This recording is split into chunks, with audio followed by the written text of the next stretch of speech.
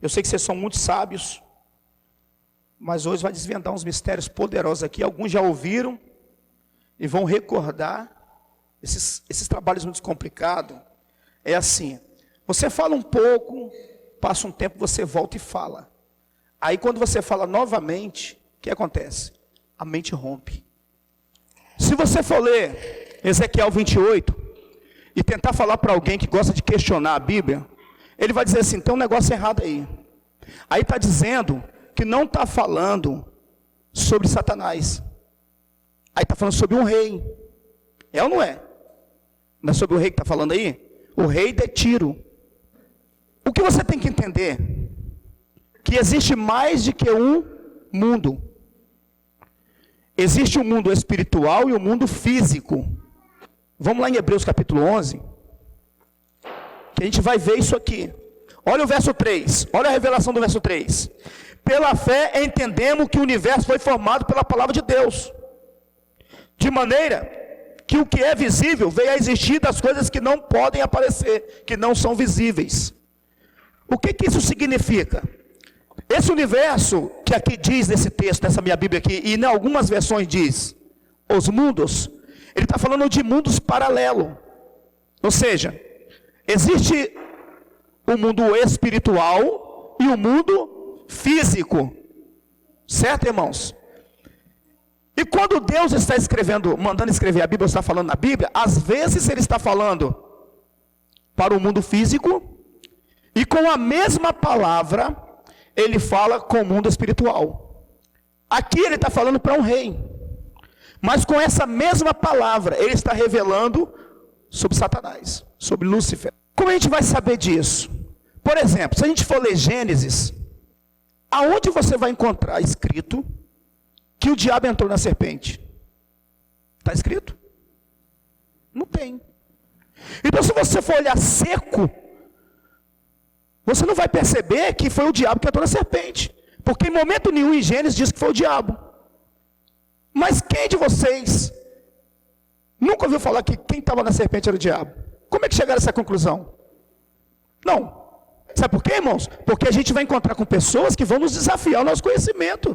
Em momento nenhum, fala que foi o diabo que entrou na serpente. Vamos aqui para você ver, ó. Gênesis capítulo 3. Mas a serpente, mais sagaz que todos os animais selváticos, que o Senhor Deus tinha feito, disse à mulher, é assim que Deus disse, não comereis da árvore do jardim? Respondeu-lhe a mulher, do fruto da árvore do jardim poderemos comer. Mas do fruto da árvore que está no meio do jardim, disse Deus, não comereis, e nem tocareis neles, para que não morreis. Então a serpente disse à mulher, quem foi que disse? A serpente. Então a serpente disse à mulher, é certo que não vão morrer, porque Deus sabe que no dia em que dela comerdes, se abrirão vossos olhos, e sereis conhecedores do bem e do mal. E aí vai contar que a mulher foi, comeu a fruta para frente. Cadê? Onde está dizendo que foi o diabo que estava aí? Como que eu sei que é o diabo? Para me saber que é o diabo, por exemplo, outra coisa. Quantos já ouviram dizer que Satanás levou a terça parte dos anjos de sua rebelião? E aonde é que está escrito isso? Você sabe o que acontece, irmãos? Que nós somos repetidores de assuntos que nós não lemos. E às vezes a gente topa com alguém lá fora que nos imprensa. Me fala aí, rapaz. Onde é que você viu dizer que foi o diabo? Como eu vou saber que é o diabo? E onde eu vou saber que o diabo levou até essa parte dos anjos? Não é em Gênesis. É aí que vem o mistério, que eu amo a Bíblia por causa disso. É a prova da existência do eterno. A própria Bíblia. Porque a Bíblia, ela foi escrita por homens diferentes, em lugares diferentes, em anos diferentes. E quando você une, dá uma palavra só. É muito forte. Quer ver? Abre Apocalipse capítulo 12. Olha onde está escrito isso. Aonde é que vai falar que o diabo levou a terça parte dos anjos em sua rebelião? Só tem aqui registrado. E você vê um monte de gente falando isso. Mas a maioria das pessoas nem imagina que é isso aqui. 12:3 diz assim, e viu também outro sinal no céu. Eis que o dragão, grande e vermelho, com 7 cabeças e 10 chifres, e na cabeça 7 diademas. A sua cauda arrastava a terça parte das estrelas do céu. A sua cauda arrastava a terça parte da estrela do céu. E nem está falando de anjo, está falando de estrelas. Mas como é que eu vou chegar à conclusão que é anjo? Em Jó. Está vendo como é que vai cruzando as informações? Então foi aqui que o dragão arrasta a terça parte das estrelas. É a única referência bíblica que diz isso que todo crente repete. E o diabo levou a terça parte dos anjos. Aonde eu sei que quem estava na serpente era o diabo? Aqui em Apocalipse capítulo 12, no verso 9. E foi expulso o grande dragão, a antiga serpente, que se chama diabo, Satanás, o sedutor do mundo. Aí, tá vendo? O que ele fez com Eva? Tá vendo como é que lá em Apocalipse está falando lá do começo? É lindo isso, não é? Agora veja bem, irmãos. Como que eu sei que Deus fala na mesma língua em dois mundos? E nós já vimos que tem dois mundos, o espiritual e o mundo físico.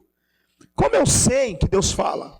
Vamos voltar para Gênesis capítulo 3, e eu vou te mostrar um negócio interessantíssimo aí, quer ver? O contexto disso aqui é o seguinte, Deus pergunta, Adão, quem fez você saber que estava nu? Adão disse que correu porque estava nu, não é isso? Então, quem fez você saber, no versículo 11 ele pergunta, quem fez você saber que estava nu? Por acaso comeste a fruta que eu te ordenei não comer? Aí Adão vai dar aquela célebre resposta. Então disse o homem, a mulher que tu me deste, né? Esta me deu a fruta e eu comi, não é isso? Aí no 13, disse o Senhor Deus à mulher, por que fizeste isso? Aí a mulher vai e responde, a serpente me enganou e eu comi. Aí agora, olha o que Deus vai falar com a serpente. E aqui vem um mistério, e aqui que você tem que ficar ligado. Olha o que Deus vai falar com a serpente. Então o Senhor Deus disse à serpente, visto que isso fizeste, maldita será entre todos os animais domésticos e entre todos os animais selváticos.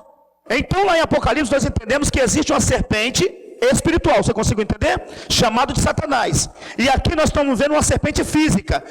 A Bíblia diz assim, ó, sujeitai-vos a Deus, resisti o diabo, e ele fugirá de vós. Como que faz isso? Não pecando. Sujeitar a Deus é estar debaixo da vontade de Deus. Resistir o diabo é resistir à tentação e não produzir para ele alimento. É igualzinho aquele cachorro que fica na porta da pessoa. Você deu uma comida para ele, ele não sai da sua porta até você parar de alimentá-lo. Assim é o diabo. Ele provoca você porque ele precisa comer o pecado que o ser humano produz. Por isso ele está recebendo a sentença de comer pó todos os dias da vida dele. Ele tem fome do resultado do pecado. Por isso ele promove o pecado das pessoas.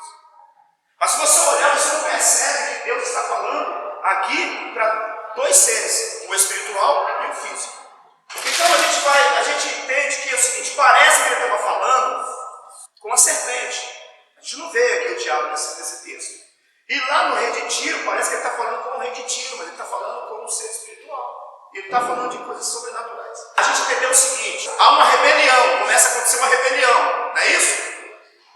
E Deus, ele entra para dentro dele mesmo, ele vai para um lugar chamado mundo habitável, dentro dele, que eu também chamo de laboratório, mas a Bíblia chama de mundo habitável, que é um laboratório, onde vai criar o homem. A ideia é que ele vai criar o homem.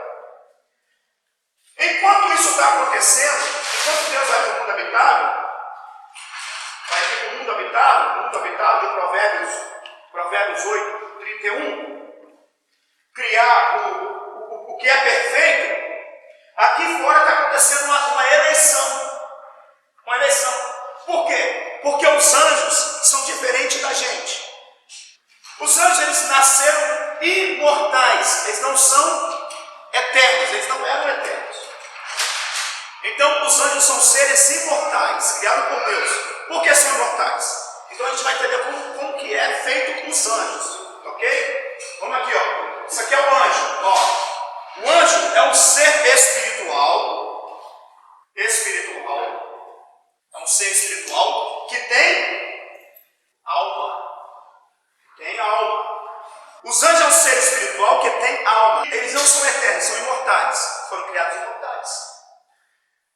A natureza, a decisões dos anjos não é tomado na alma dele, é tomado no espírito. São seres espirituais. A personalidade dos anjos, as personas dos anjos é espiritual. Ele tem personalidade espiritual. Ele tem alma. Então ele é de cóton. Ele é um ser de cóton. Ele é um Porque ele é espírito que tem alma. O que é a alma nesse sentido aqui? A alma é a caixa preta do avião. Não tem a caixa preta do avião? Que registra todos os negócios de voo do avião? É a alma. A alma é onde fica registrada toda a vida. Tudo que você faz é registrado na alma. Então os anjos é um ser espiritual que tem alma.